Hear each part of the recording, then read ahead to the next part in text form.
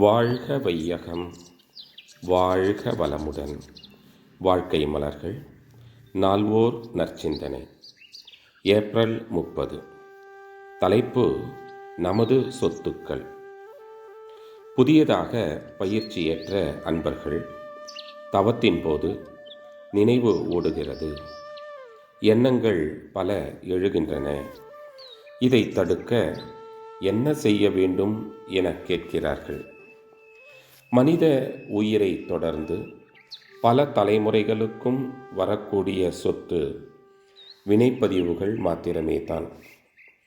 இதுவரையில் பல பிறவி தொடராக சேர்ந்தும் இப்பிறவியிலும் கூட்டப்பட்டதும் ஆகிய நமது வினைப்பதிவுகள் அனைத்தும் உடலில் நோயாகவும் மனதில் கலங்கங்களாகவும் உள்ளன. எனவே எழும் எண்ணங்கள் அனைத்தும் நாம் சேர்த்து வைத்த நமது சொத்துக்களே. அவை எங்கு போகும்? கேள்விக்குறி. நாம் வேறு வகையில் மனதை, உடலை வாழ்வில் பழக்கி புதிய பதிவுகளை ஏற்படுத்தி பழைய பதிவுகளின் வேகத்தை குறைக்க வேண்டும்.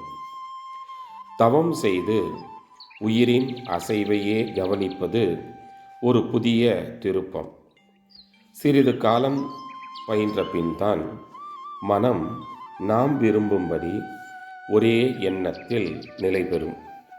அதுவரையில் விடாமுயற்சியோடு பழகி பழைய பதிவுகளுக்கு மேல் பதிவுகளை கொடுக்க வேண்டும். நாம் சமையல் அறையில் அலமாரியில் சமையலுக்கு ஏற்ற 50 பொருட்களை அடுக்கி வைத்திருக்கிறோம் என்று உதாரணத்திற்காக வைத்துக்கொள்ளுங்கள். மிளகு வேண்டுமென்று எடுக்க பார்க்கிறோம். அந்த வேளையில் கடுகு, பூண்டு, சீரகம், இன்னும் மற்ற சாமான்களும் கண்களுக்கு தென்படுகின்றன. நான் மிளகுத்தானே தேடுகிறேன், இவையெல்லாம் ஏன் தென்பட வேண்டும் என்று சலித்து கொள்ள முடியுமா? கேள்விக்குறி. எல்லாமே நாம் வைத்தவைத்தான். தேவையான போது அவையும் உதவும்.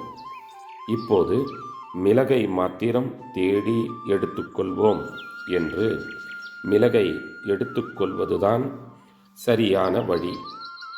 இதுபோன்றே நமது சொத்துக்களாம் வினைப்பதிவுகள் அனைத்தும் எண்ண அலைகளாக எழுச்சி பெற்று கொண்டே தான் இருக்கும். வேண்டும்போது அவையும் பயன்படும். இப்போது குண்டலினி சக்தியின் மீது மனம் வைத்து தவம் செய்வோம் என்று விழிப்பு நிலைக்கு மனதை கொண்டு வந்து தவத்தை தொடர்ந்து ஆற்ற வேண்டியதுதான். அருட்தந்தை. வாழ்க வளமுடன். தொடரும்.